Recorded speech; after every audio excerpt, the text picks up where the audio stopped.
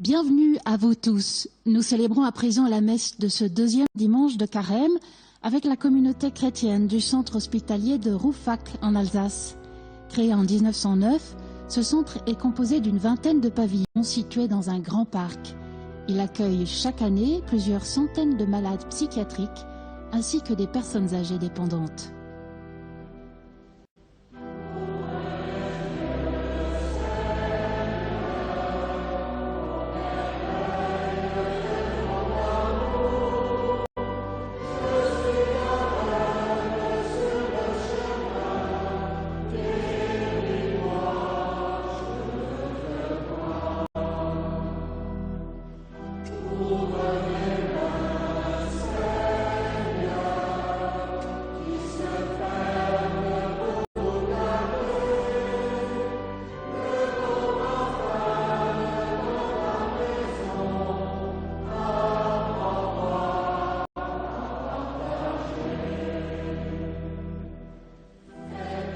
Dans l'assemblée sont présents des personnes qui fréquentent le centre hospitalier, patients et résidents, des soignants, des membres de l'aumônerie, des personnes du service évangélique des malades de Rouffach, ainsi que l'aumônier protestant de l'hôpital. La chorale, que vous allez entendre tout au long de la messe, rassemble des résidents et des soignants qui ont mis tout leur cœur à préparer pendant plusieurs semaines cette célébration. La messe est présidée par le père Claude Vinclair, le curé de la paroisse, et l'homélie sera assurée par le père Denis Ledogard, aumônier d'hôpital à Strasbourg.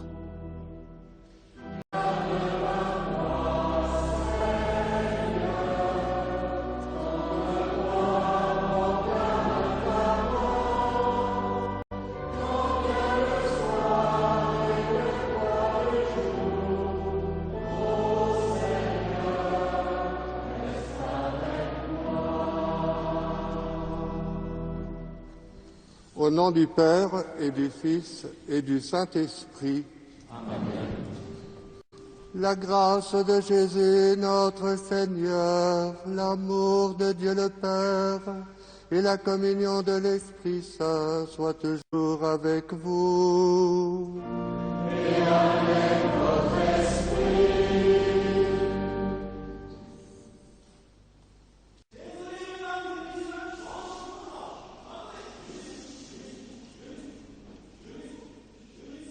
Vous qui êtes devant votre poste de télévision et vous qui venez des paroisses alentours, avec les personnes hospitalisées, les soignants, les aumôniers, nous sommes vraiment très heureux de vous accueillir en cette chapelle Saint-Vincent-de-Paul du centre hospitalier de Rouffach en Alsace. La souffrance psychiatrique touche la personne dans son corps, dans son âme et dans son esprit. Et pour celles et ceux qui la vivent, c'est un véritable tsunami dans leur être profond, leurs relations familiales, amicales, professionnelles. Le Christ, lui, nous aime tels que nous sommes. En ce deuxième dimanche de Carême, que la lumière du Christ brille en chacun de vos cœurs. Préparons-nous à la célébration de l'Eucharistie en reconnaissant que nous sommes pécheurs.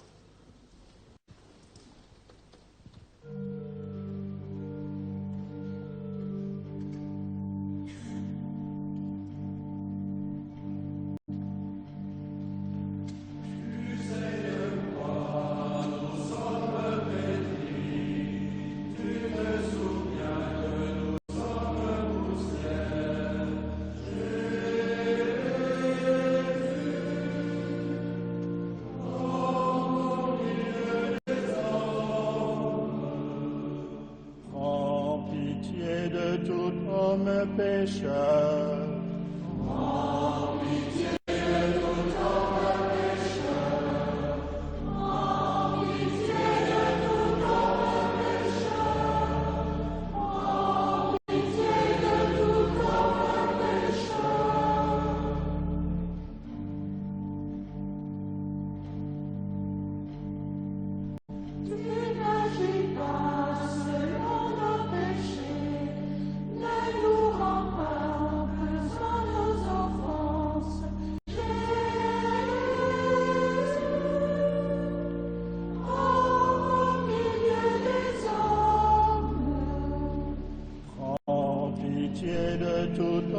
notre pécheur.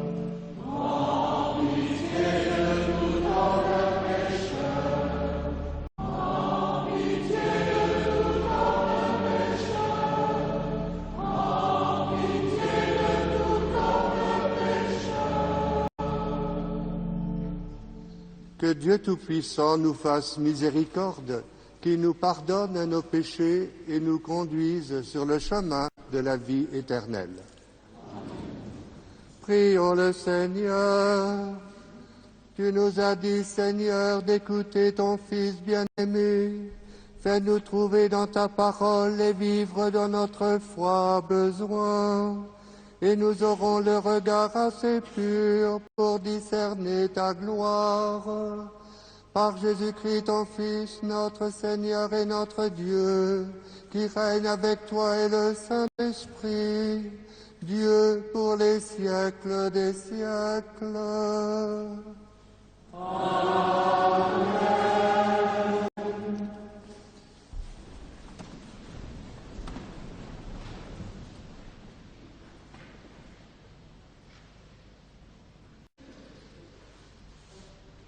Lecture du livre de la Genèse. Abraham vivait alors en Chaldée. Le Seigneur lui dit, « Pars de ton pays, laisse ta famille et la maison de ton père. Va dans le pays que je te montrerai. Je ferai de toi une grande nation. Je te bénirai. Je rendrai grand ton nom. Et tu deviendras une bénédiction. Je bénirai ceux qui te béniront, je maudirai celui qui te méprisera. En toi seront bénies toutes les familles de la terre. » Abraham partit, comme le Seigneur le lui avait dit, et Lot partit avec lui.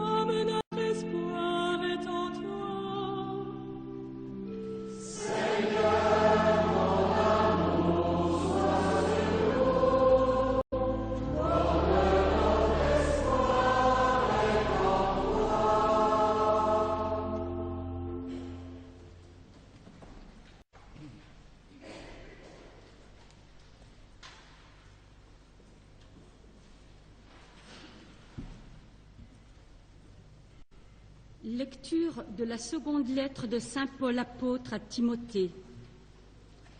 Fils bien-aimé, avec la force de Dieu, prends ta part de souffrance pour l'annonce de l'Évangile. Car Dieu nous a sauvés et il nous a donné une vocation sainte, non pas à cause de nos propres actes, mais à cause de son projet à lui et de sa grâce. Cette grâce nous avait été donnée dans le Christ Jésus avant tous les siècles. Et maintenant, elle est devenue visible à nos yeux, car notre Sauveur, le Christ Jésus, s'est manifesté en détruisant la mort et en faisant resplendir la vie et l'immortalité par l'annonce de l'Évangile.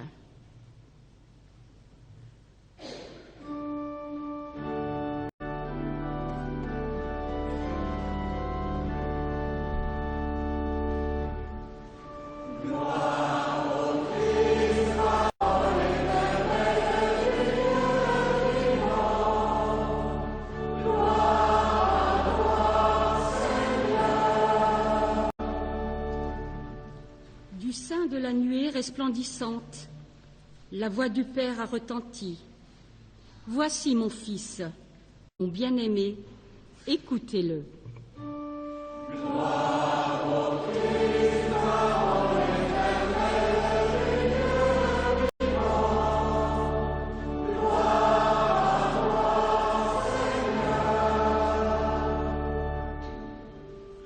Le Seigneur soit avec vous.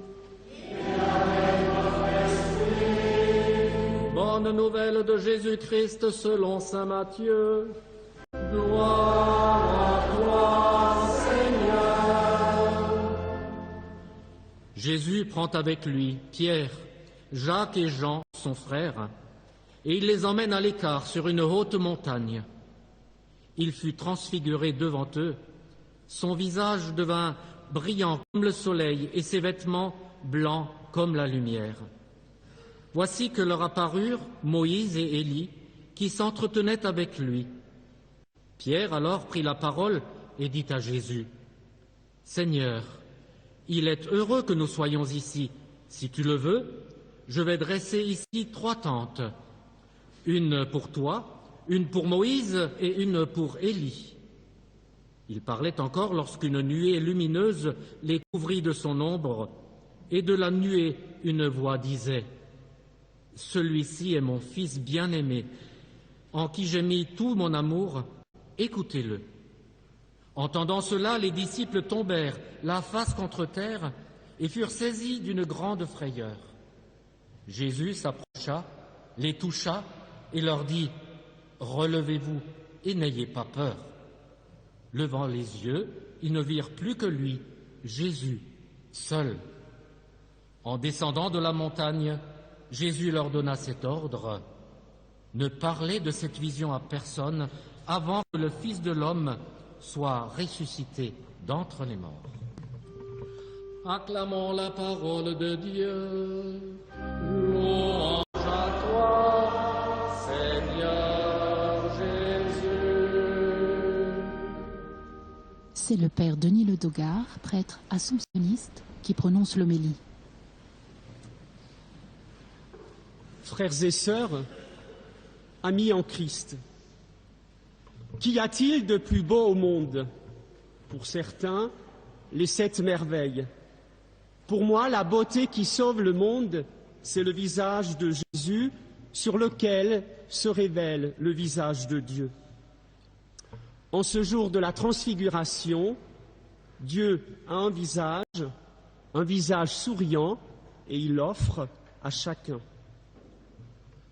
Comme aux 3 apôtres en suivant Jésus sur la montagne, lieu traditionnel de la rencontre avec Dieu dans la Bible, il nous livre le secret pour redonner espoir aux blessés de la vie, du cœur et de l'esprit, le sourire.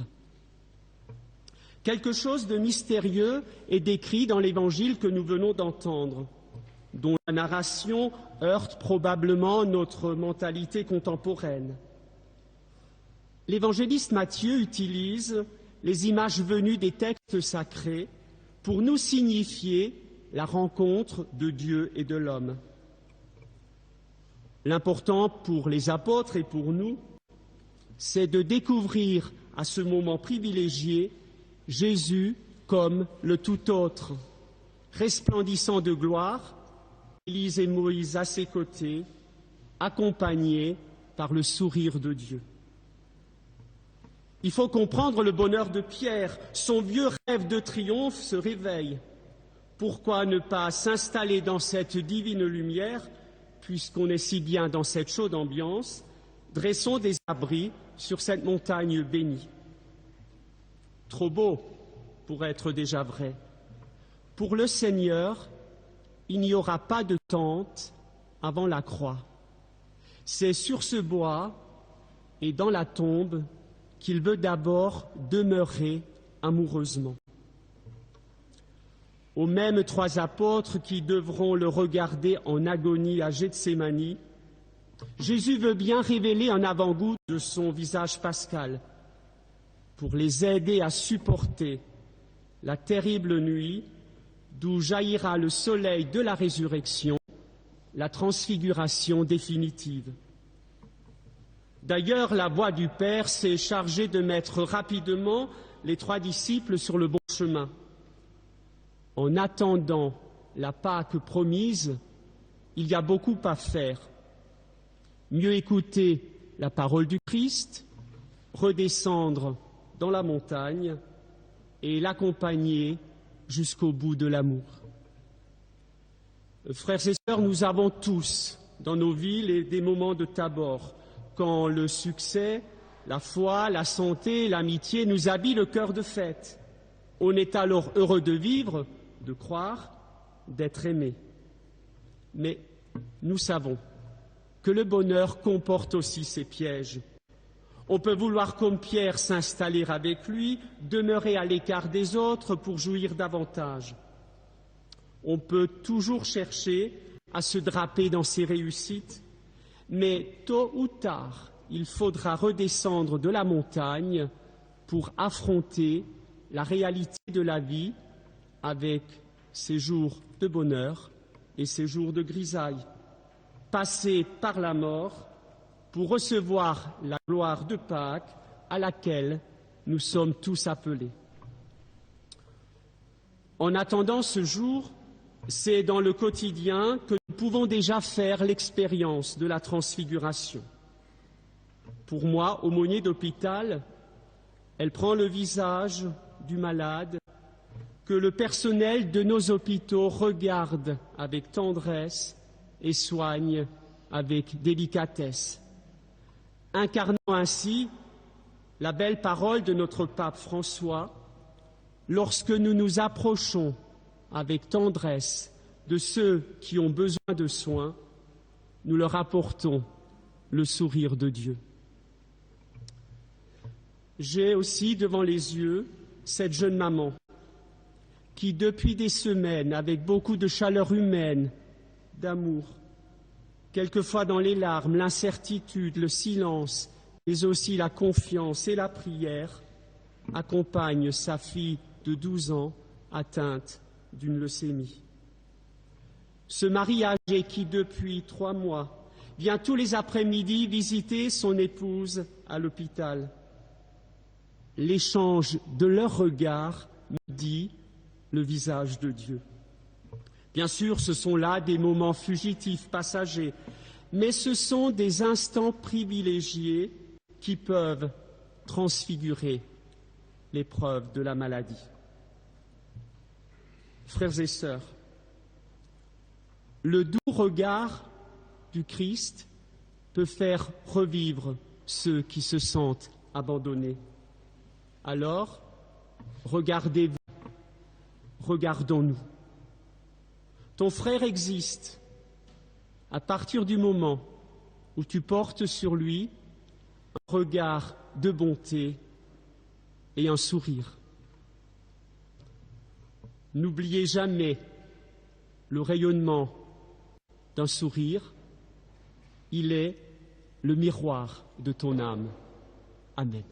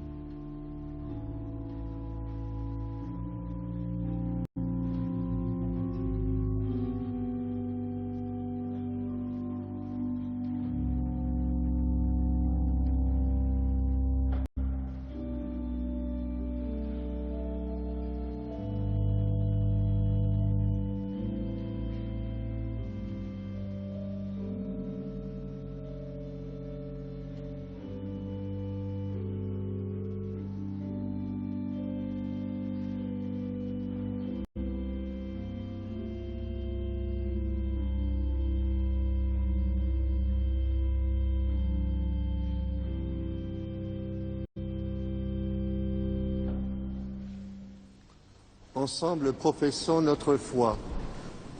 Je crois en Dieu, le Père Tout-Puissant, Créateur du ciel et de la terre, et en Jésus-Christ, son Fils unique, notre Seigneur, qui a été conçu du Saint-Esprit, est né de la Vierge Marie, a souffert sous Ponce Pilate, a été crucifié, est mort, a été enseveli, est descendu aux enfers, le troisième jour est ressuscité des morts, est monté aux cieux, est assis à la droite de Dieu le Père Tout-Puissant, d'où il viendra juger les vivants et les morts.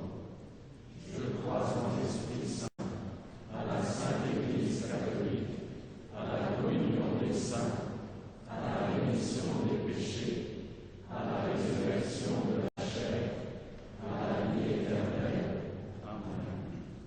En ce temps de carême, prions le Seigneur de façon plus pressante, afin que l'univers entier bénéficie davantage des richesses du mystère du salut.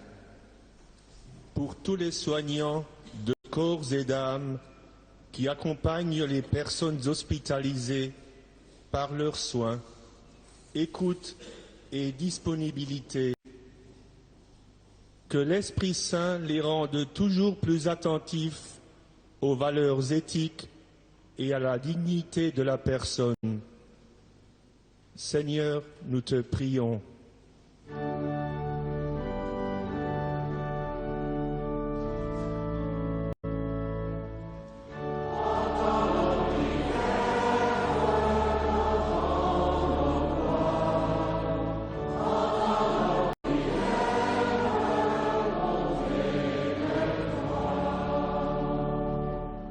Pour celles et ceux dont le quotidien est marqué par la souffrance physique et psychologique, que l'Esprit Saint les accompagne dans leur lutte pour exister et les comble de ton amour. Seigneur, nous te prions.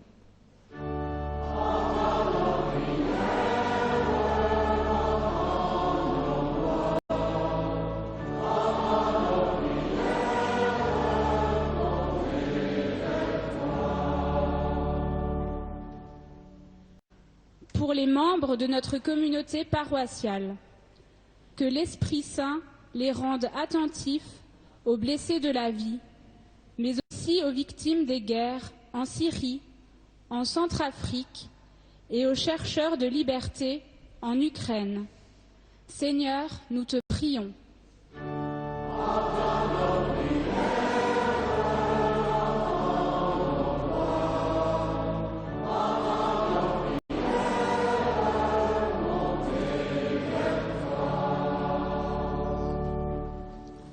Écoute, Seigneur, les prières que tu inspires toi-même à ton Église et dans ta bonté, daigne les exaucer par Jésus le Christ, notre Seigneur. Amen.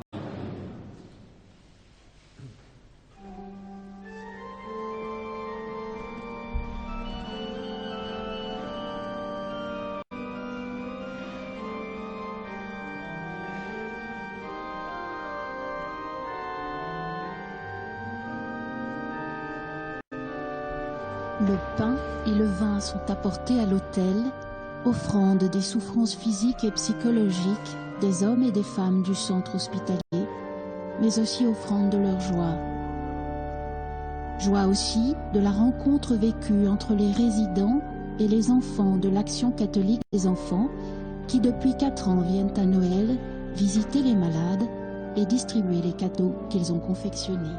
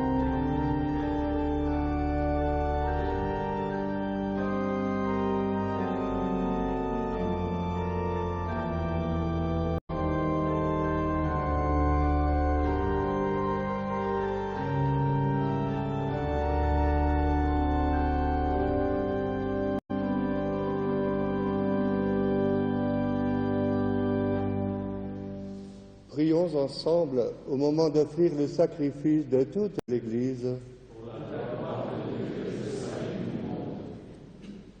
Que cette offrande, Seigneur, nous purifie de nos péchés, qu'elle sanctifie le corps et l'esprit de tes fidèles et les prépare à célébrer les fêtes pascales. Par Jésus-Christ, ton Fils, notre Seigneur. Amen. Le Seigneur soit avec vous. Et avec votre esprit. Élevons notre cœur. Nous le tournons vers le Seigneur. Rendons grâce au Seigneur notre Dieu. Cela est juste et bon. Vraiment, il est juste et bon de te rendre gloire, de t'offrir notre action de grâce, toujours et en tout lieu, à toi, Père très saint, Dieu éternel et tout-puissant, par le Christ notre Seigneur. Après avoir prédit sa mort à ses disciples, il les mena sur la montagne sainte. En présence de Moïse et du prophète Élie, il leur a manifesté sa splendeur. Il nous révélait ainsi que sa passion le conduirait à la gloire de la résurrection. C'est pourquoi, avec les anges dans le ciel, nous pouvons te bénir sur la terre et t'adorer en chantant.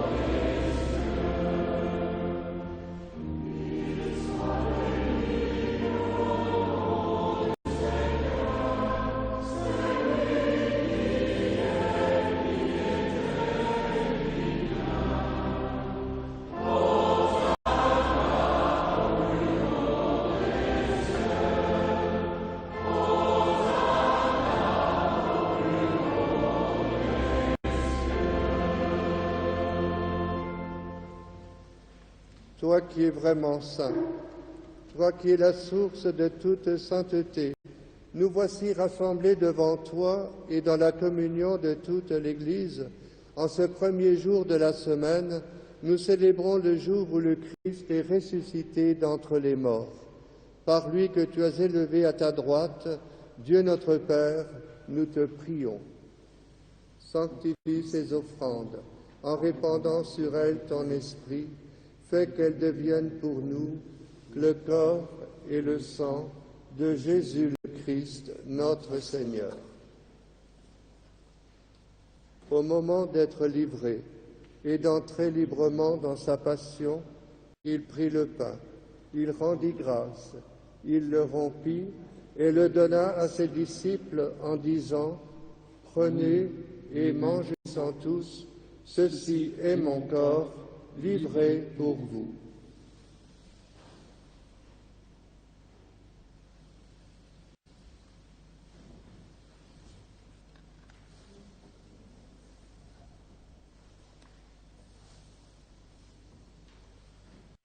De même, à la fin du repas, il prit la coupe.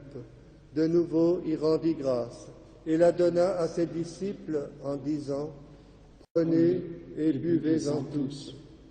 Car ceci est la coupe de mon sang, le sang de l'alliance nouvelle et éternelle, qui sera versé pour vous et pour la multitude en rémission des péchés. Vous ferez cela en mémoire de moi. »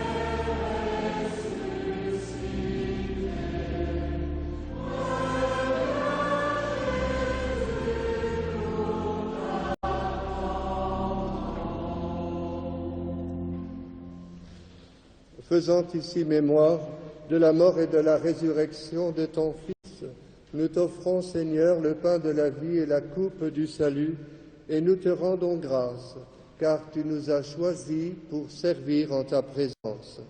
Humblement, nous te demandons qu'en ayant part au corps et au sang du Christ, nous soyons rassemblés par l'Esprit Saint en un seul corps. Souviens-toi, Seigneur, de ton Église répandue à travers le monde. Fais-la grandir dans ta charité avec le pape François, notre évêque Jean-Pierre, ses auxiliaires Christian et Vincent, et tous ceux qui ont la charge de ton peuple. Souviens-toi aussi de nos frères qui se sont endormis dans l'espérance de la résurrection, de tous les hommes qui ont quitté cette vie. Reçois-les dans ta lumière auprès de toi.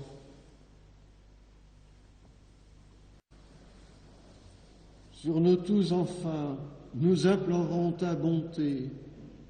Permets qu'avec la Vierge Marie, la bienheureuse Mère de Dieu, avec Saint Joseph, son époux, les apôtres et les saints de tous les temps qui ont vécu dans ton amitié, que nous ayons part à la vie éternelle et que nous chantions ta louange par Jésus-Christ, ton Fils bien-aimé.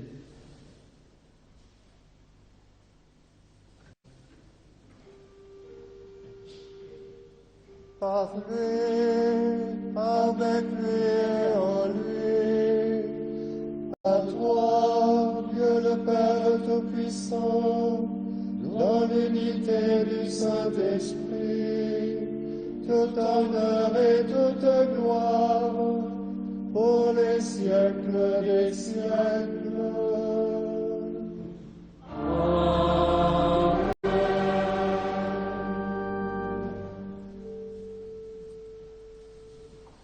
Comme nous l'avons appris du Sauveur, et selon son commandement, nous osons dire.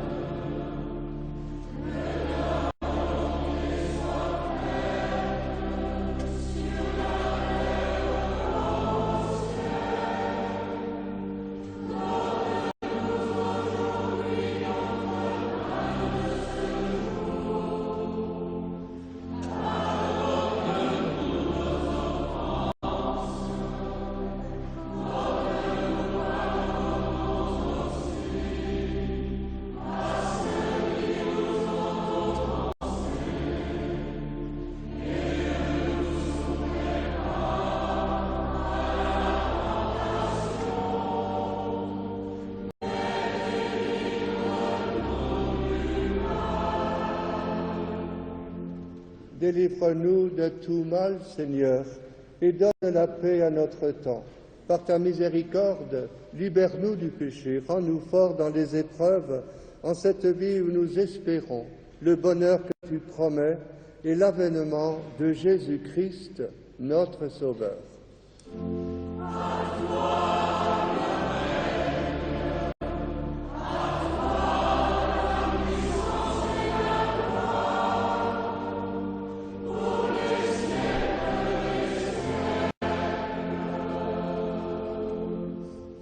Seigneur Jésus-Christ, tu as dit à tes apôtres, « Je vous laisse la paix, je vous donne ma paix. Ne regarde pas nos péchés, mais la foi de ton Église. Pour que ta volonté s'accomplisse, donne-lui toujours cette paix et conduis-la vers l'unité parfaite, toi qui règnes pour les siècles des siècles. » Amen. Frères et sœurs, dans cette Église ou devant votre écran, que la paix du Seigneur soit toujours avec vous. Et avec votre esprit. Dans la charité du Christ, donnez-vous la paix. Que ce geste de paix rejoigne chacun d'entre vous, spécialement vous qui nous regardez depuis le centre hospitalier de Rouffach et qui n'avez pas pu vous déplacer jusqu'à la chapelle, ainsi que tous ceux qui vivent un temps de souffrance physique ou morale.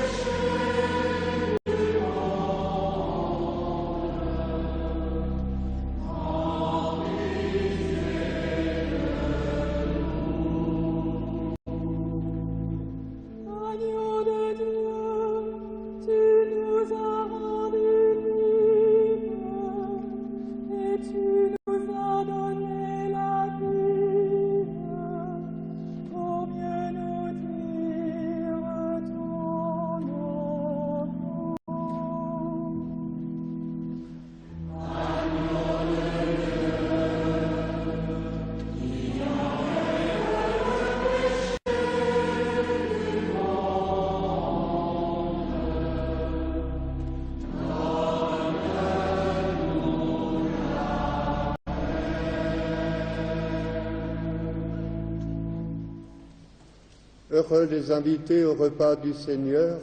Voici l'agneau de Dieu qui enlève le péché du monde.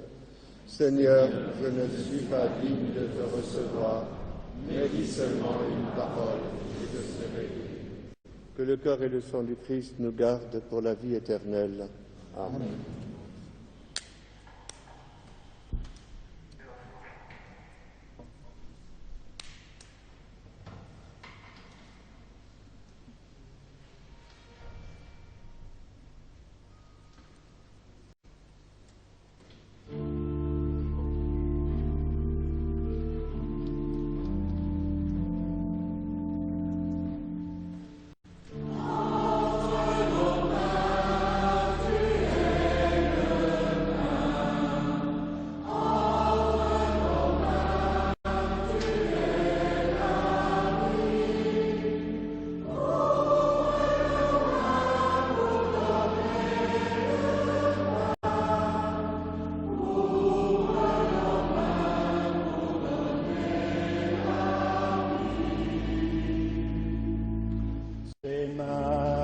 Agrippé au travail, qui bâtissent le monde.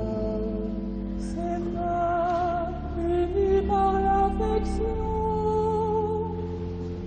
les tendresses humaines. Ses mains ne partagent pas.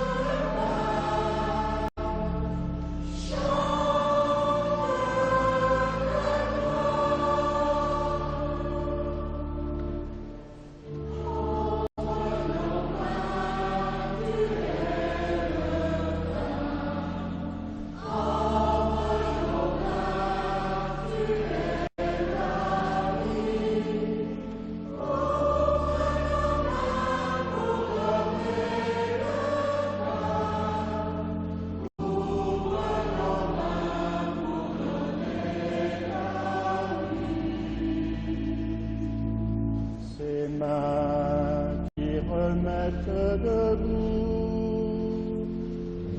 qui soignent ou qui guérissent. Ses mains qui sauvent et donnent vie, quand elles refont fugace. Ses mains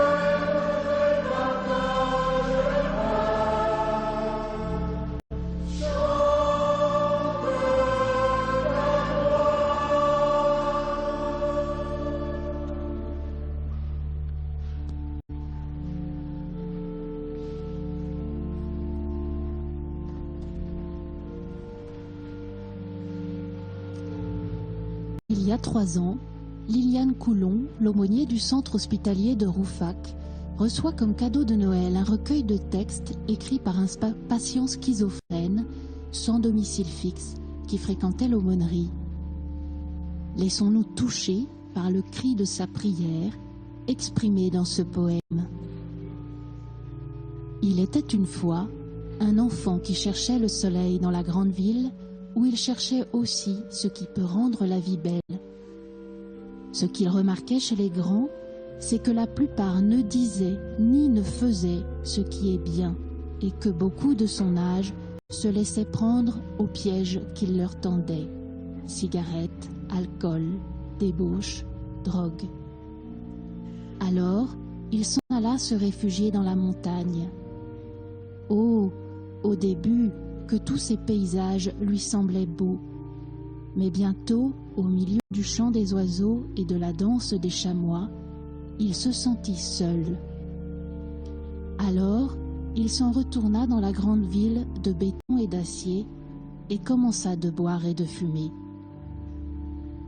Oh, au début, que cela était grisant, mais très vite, la maladie le rattrapa et ses compagnons de débauche le laissèrent seul. Oh, apothéose! C'est alors que l'amour de Dieu lui parvint. Mais son corps infirme était devenu sans force et son esprit affaibli. Mais ce furent les hommes de Dieu qui l'aidèrent à revivre avec le pain qu'il consacrait, ainsi que les médecins à l'hôpital psychiatrique.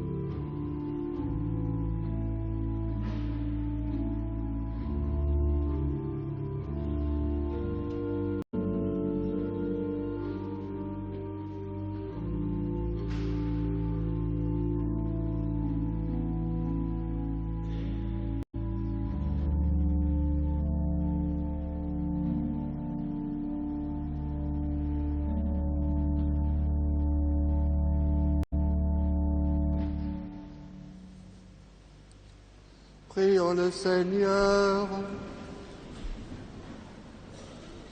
Pour avoir communié, Seigneur, au mystère de ta gloire, nous voulons te remercier. Toi qui nous donnes déjà en cette vie d'avoir part au bien de ton royaume, par Jésus-Christ, ton Fils, notre Seigneur.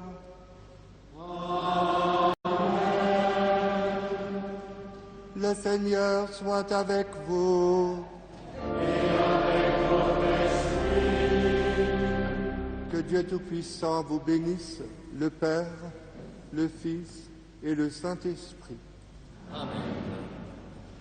Allez dans la paix du Christ. Nous rendons grâce à